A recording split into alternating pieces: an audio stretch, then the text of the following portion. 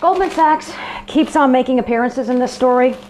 We've already talked about the value at risk models, but they got a ton of TARP money. They got a ton of money for their exposure to AIG's credit default swaps.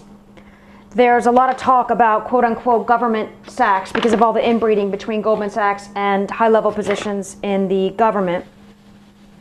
They paid astronomical bonuses to their employees while getting taxpayer money. And then just recently there were the SEC accusations of fraud. So let's start with TARP, or actually a subset of TARP, the Capital Purchase Program. October 28th, 2008, in the midst of the mess, then Secretary of the Treasury Paulson pulls everybody meaning representatives from very significant Wall Street firms like Goldman Sachs, into a room and says, you got to take TARP. They didn't want it. But Paulson was adamant that if the government gives TARP money to some and not to others, the ones who got the money would be stigmatized as weak sisters. You'd have another run and you'd have more panic and more economic volatility, and nobody wants that. So you can argue with that, but it doesn't matter because Goldman ended up walking out of the room with $10 billion in taxpayer money. They paid it back less than a year later in June of 2009 with $318 million in interest paid to the U.S. Treasury. Now, you may call that good money.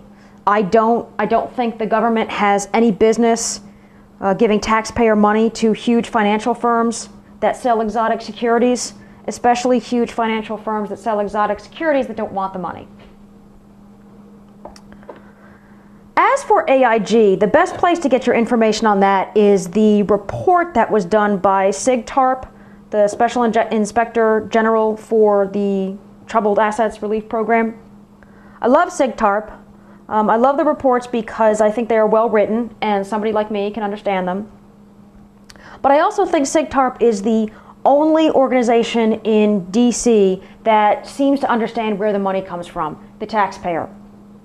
That being said, I do think that the Fed and the Federal Reserve and the Treasury did have a leg to stand on in terms of why they paid AIG's counterparties at par. They did not want to interfere with contracts, and they didn't want to discriminate amongst the parties.